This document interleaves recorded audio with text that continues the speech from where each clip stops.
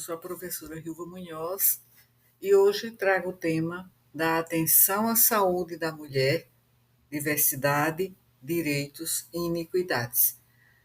Hoje nós não vamos falar apenas de doenças, de protocolos, de condutas, sinais, sintomas. Vamos falar de mulheres reais, de corpos situados e de como a prática em saúde pode proteger direitos ou produzir desigualdades. Quando falamos em atenção à saúde da mulher, é comum que o tema seja imediatamente associado à gestação, ao parto e à ginecologia.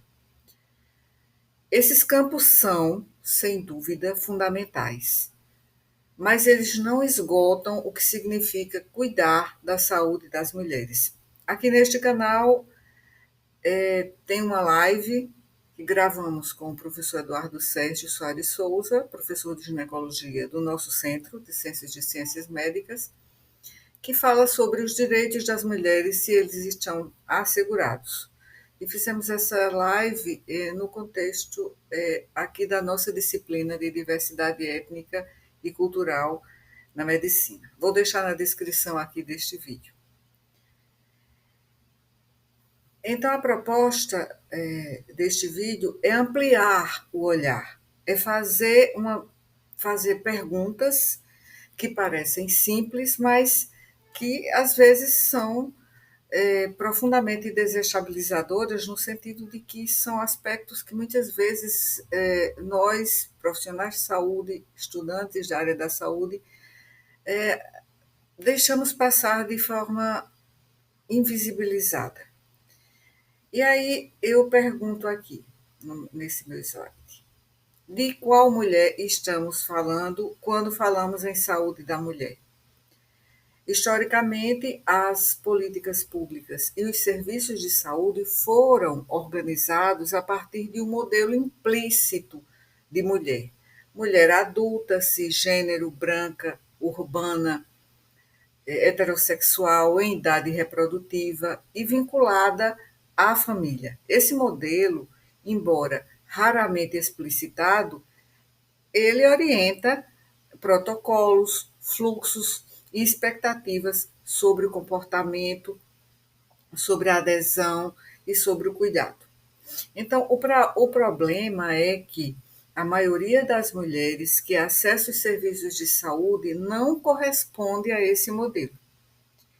Então, falar em diversidade não é acrescentar exceções ao cuidado padrão, é reconhecer que o padrão nunca foi nem nunca será neutro. Então, as mulheres que chegam aos serviços de saúde com histórias, corpos, condições de vida e experiências de violências que são muito distintas, de raça, classe social, território, idade, identidade de gênero, orientação sexual, deficiência, não são detalhes, mas são determinantes concretos da forma como adoecem, do modo também como são escutadas e da qualidade do cuidado que elas recebem. E por isso que nesse vídeo nós vamos trabalhar a saúde da mulher a partir de 3 eixos inseparáveis: diversidade como ponto de partida, direitos como fundamento ético e iniquidades como resultado de desigualdades estruturais. Aqui, nesse próximo slide, eu coloco aqui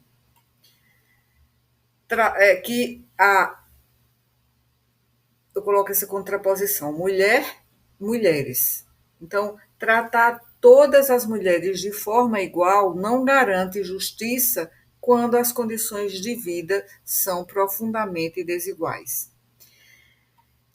Então, vamos pensar situações clínicas que eu trouxe aqui, nesse slide.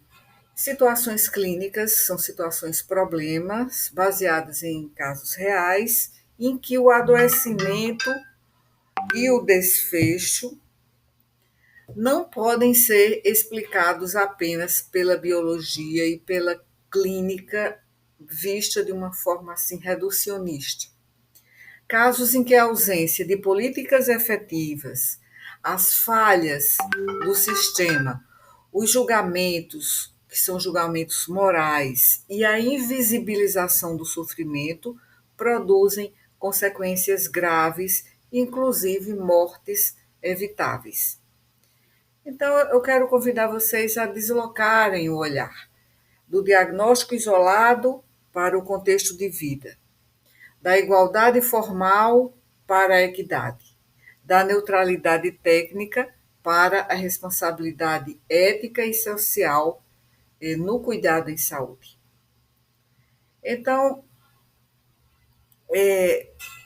a saúde da mulher é um campo privilegiado para entendermos como a medicina se relaciona com poder, desigualdade e direitos humanos. Minha área de pós-graduação, minha residência foi em clínica médica, mas minha pós-graduação em estrito senso, tanto no mestrado quanto no doutorado, foi enfocando a saúde da mulher.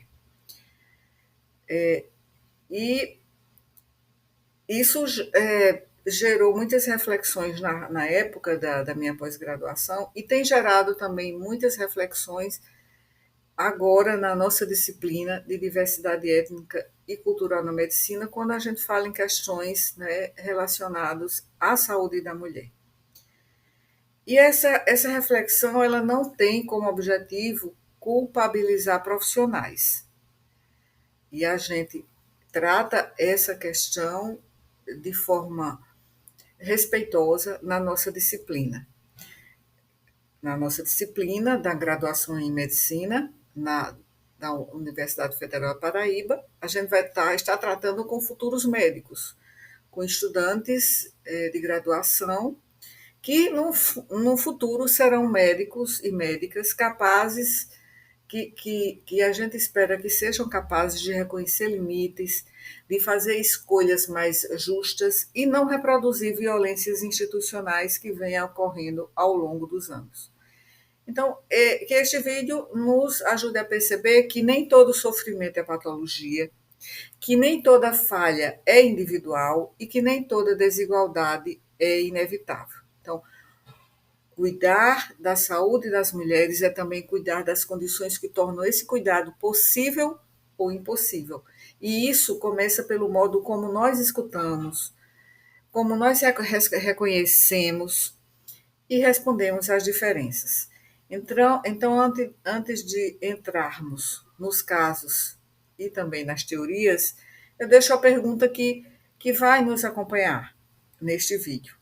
De qual mulher estamos falando? E quem fica de fora quando não fazemos essa pergunta?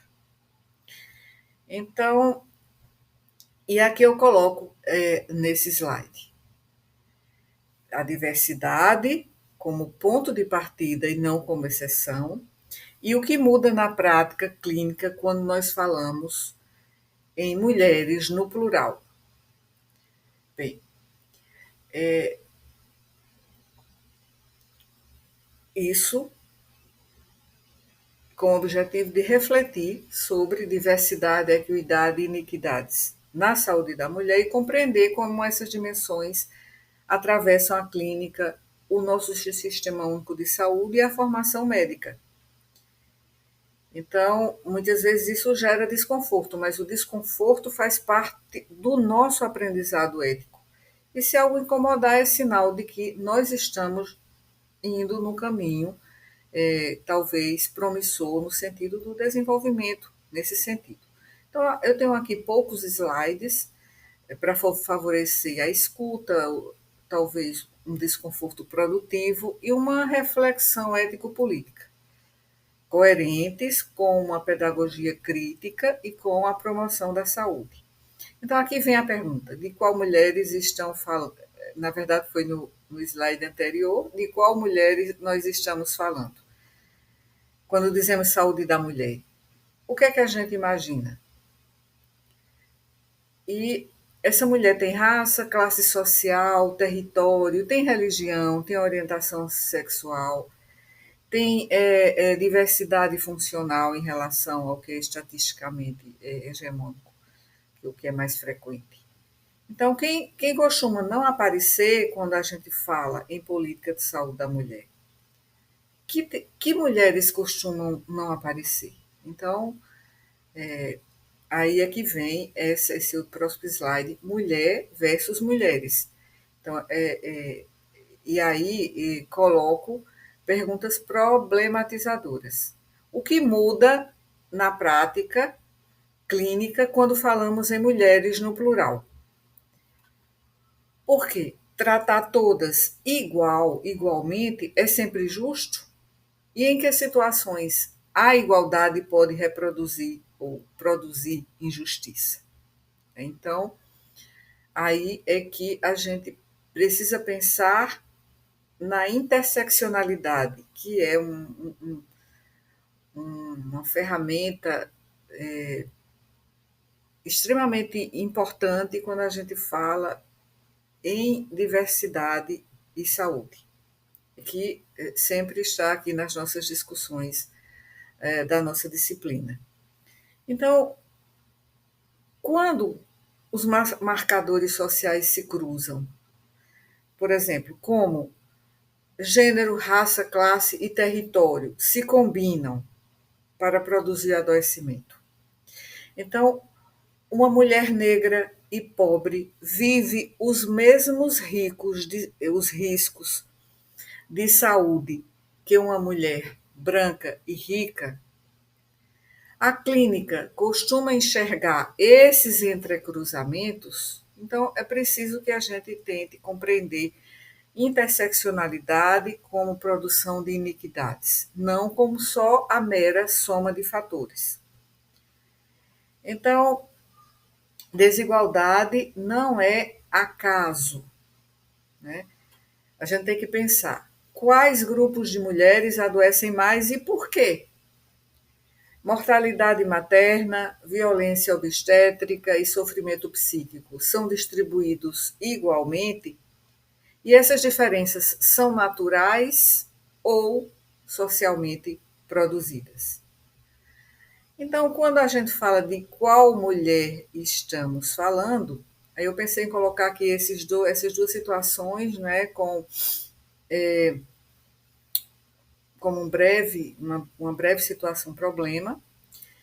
E quando eu perguntei aqui, nesse slide anterior, o que muda na prática clínica quando falamos em mulheres no plural? E também a pergunta anterior que eu fiz, de qual mulher estamos falando? À primeira vista, são perguntas que parecem simples, mas elas desestabilizam uma das bases mais naturalizadas da formação médica, que é a ideia de que existe a mulher como sujeito homogêneo do cuidado, e ao perguntar de que ou de qual mulher estamos falando, nós questionamos diretamente quem é incluída, quem é invisibilizada e quem é silenciada quando se fala em saúde da mulher. Historicamente, a gente sabe que as políticas e práticas de saúde foram construídas a partir de um modelo implícito de mulher, como eu falei há pouco. Mulher adulta, cisgênero, heterossexual, branca, urbana, em idade reprodutiva, vinculada à família nuclear, né, e definida prioritariamente por sua função materna. Essa mulher, digamos assim, abstrata, embora raramente seja nomeada de forma explícita, é ela que organiza protocolos, fluxos assistenciais, expectativas morais também e decisões clínicas, em última instância. Então, o problema é que essa mulher não representa a maioria das mulheres reais que acessam os serviços de saúde.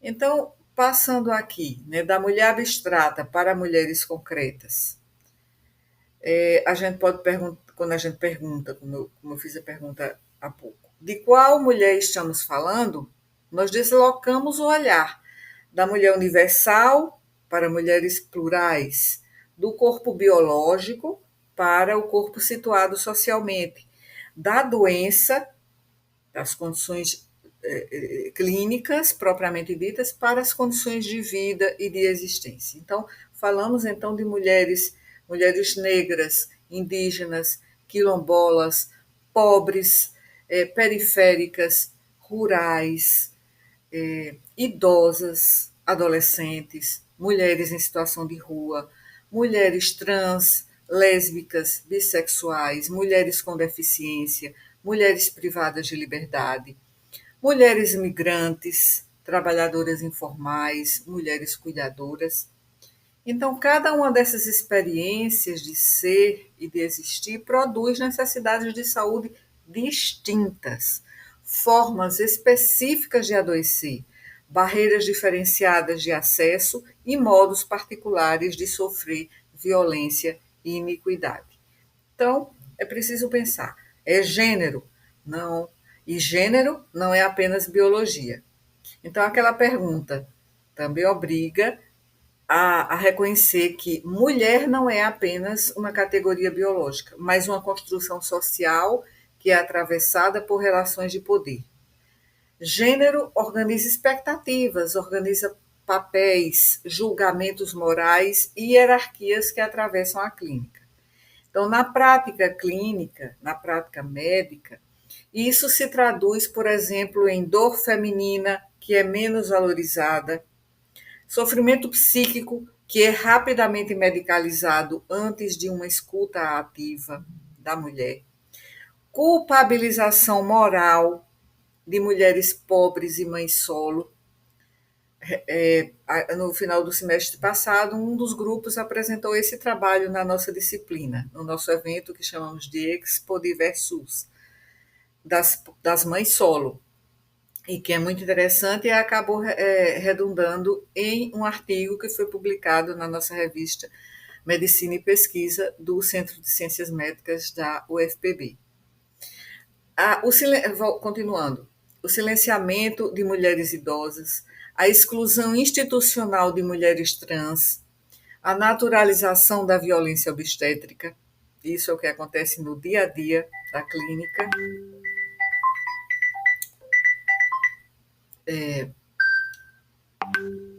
Também,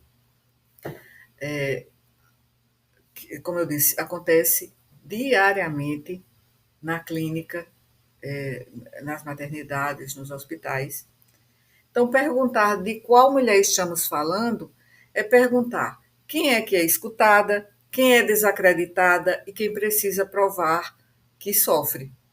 Então, eu ainda estava aqui nesse outro slide, né, já passei aqui para esses casos. Então, essa pergunta também, ainda estou ainda nessa pergunta aqui, de qual mulher estamos falando. A pergunta, essa pergunta desmonta a falsa neutralidade da prática médica. Quando o cuidado é pensado para uma mulher, digamos assim, genérica, ele não se torna universal, ele se torna excludente. Então, tratar todas igualmente em contextos profundamente desiguais produz injustiça, ainda que sob aparência técnica. Não, isso é a técnica, isso é o protocolo, isso é a diretriz clínica. E nesse sentido, a equidade só se torna possível quando a gente reconhece que as desigualdades, elas não são individuais, mas elas são estruturais.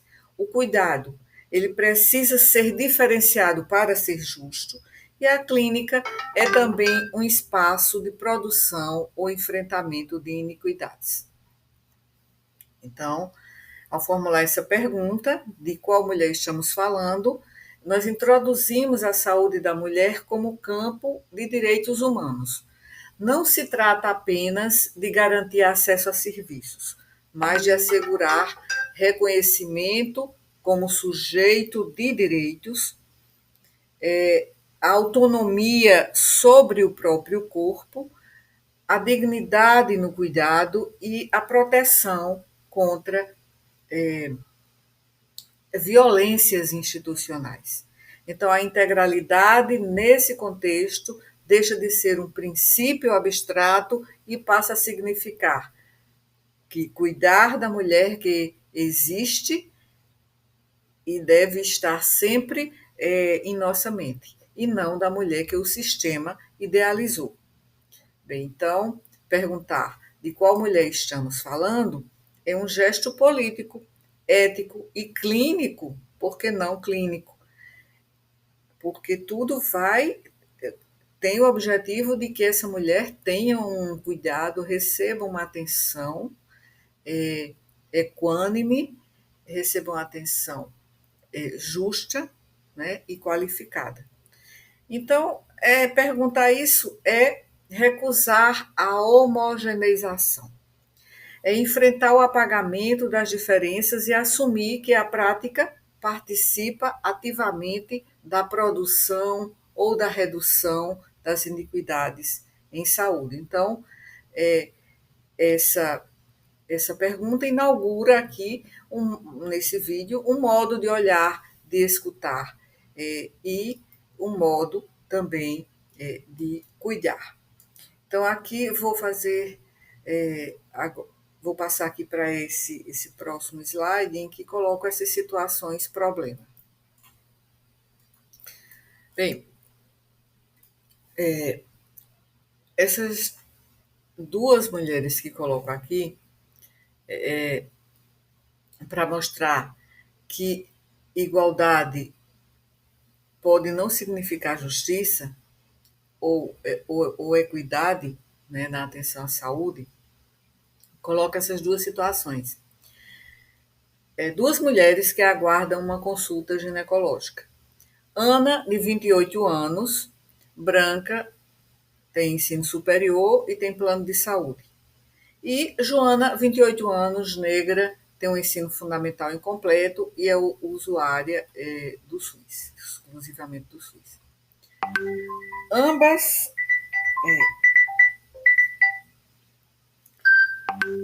Só um instante aqui, uma pequena pausa. Então, tinha esquecido de silenciar aqui o celular. Continuando.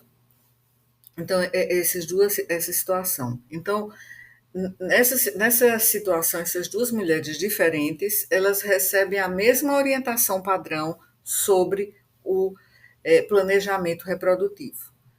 Então, tratar igualmente garante o cuidado justo, considerando essas situações, esses contextos. As condições de vida influenciam a possibilidade real de seguir a orientação recebida e o que seria a equidade nesse caso. Bem, a gente precisa entender que tratar a diversidade como ponto de partida e falar em mulheres no plural não é uma escolha ideológica nem opcional. É uma exigência ética da boa prática clínica em contextos marcados por profundas desigualdades.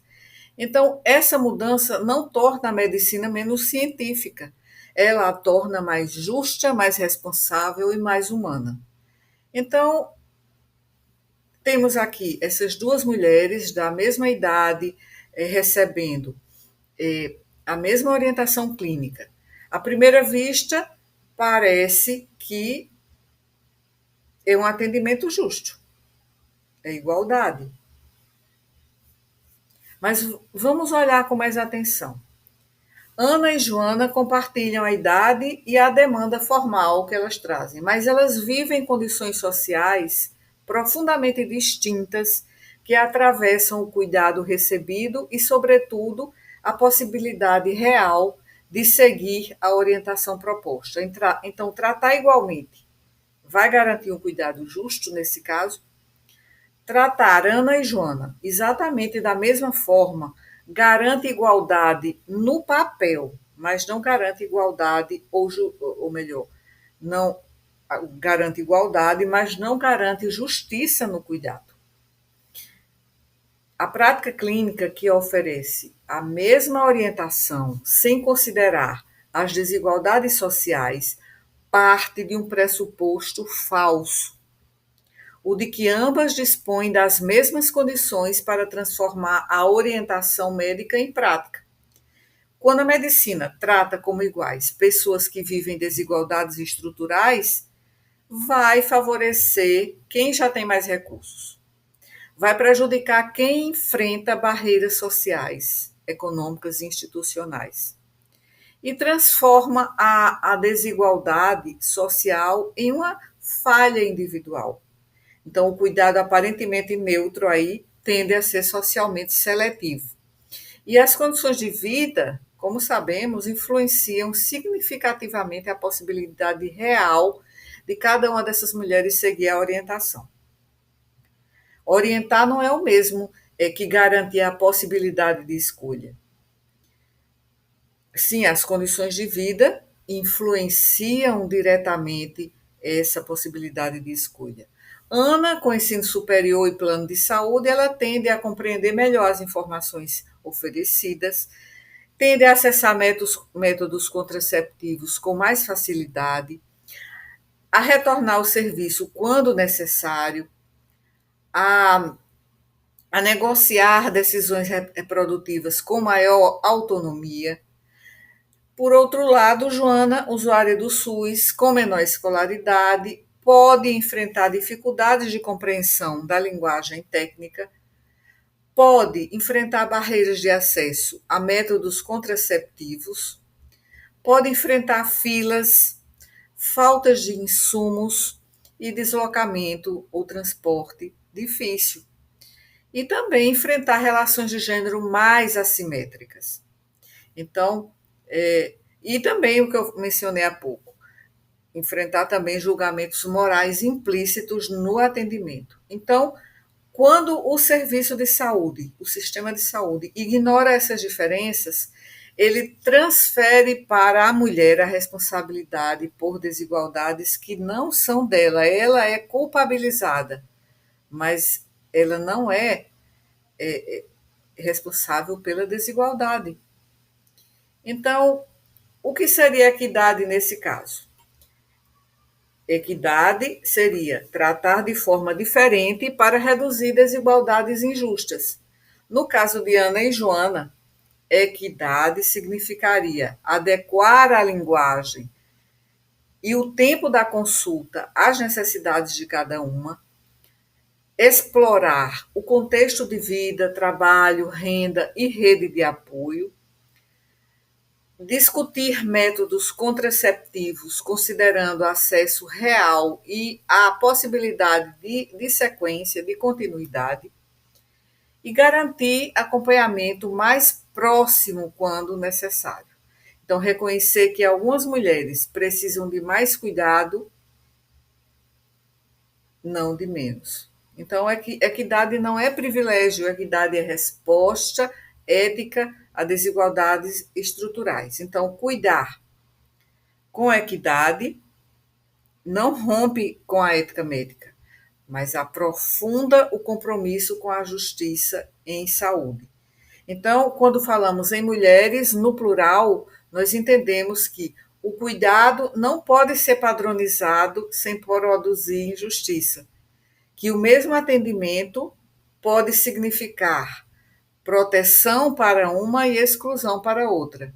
E tratar igual não garante um cuidado justo.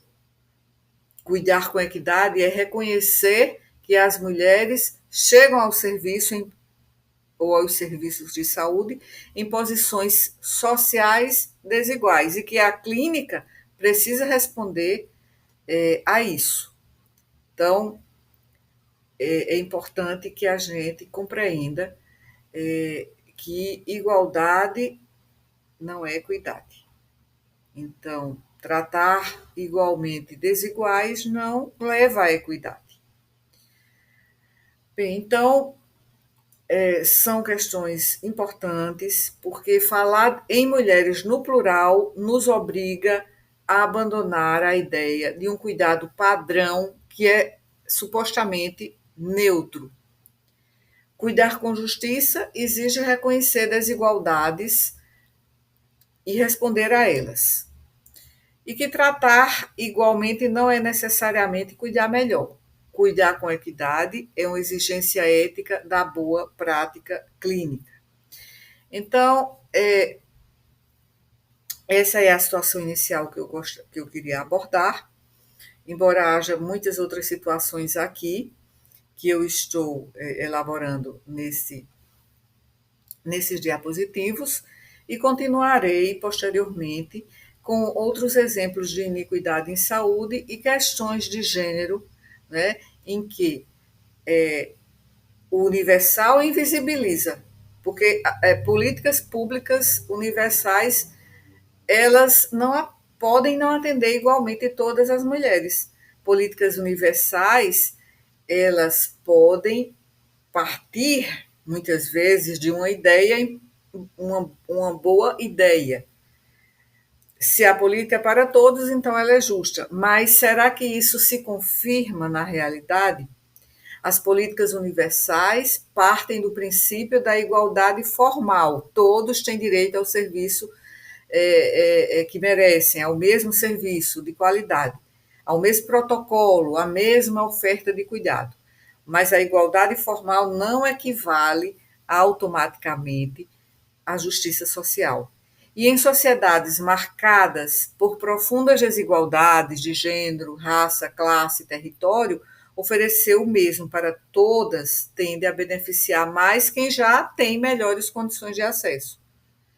Então, na prática, políticas universais costumam funcionar melhor para mulheres que conseguem chegar até os serviços de saúde, que têm tempo, renda e informação, que não enfrentam discriminação institucional e que têm suas demandas reconhecidas como legítimas. Então, a política pode ser universal no papel, mas profundamente seletiva na prática.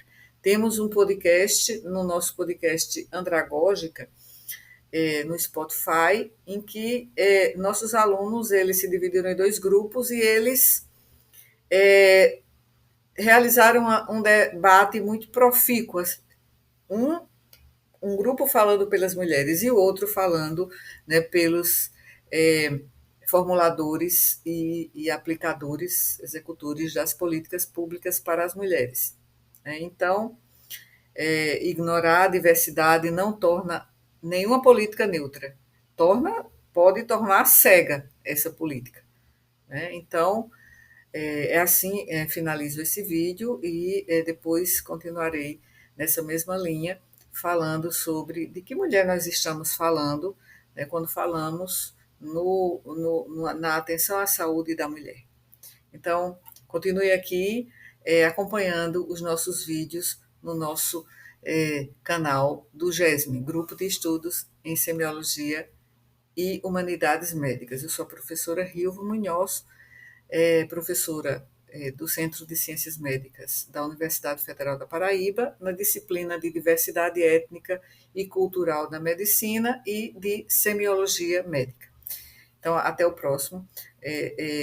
Não se esqueçam de curtir, compartilhar. E aqui eu acabei fechando a aba. De curtir, compartilhar e também de se inscrever aqui no nosso canal para nos acompanhar e para receber novos vídeos quando a gente publicar. Então, obrigada por chegar até o final desse vídeo e até o próximo.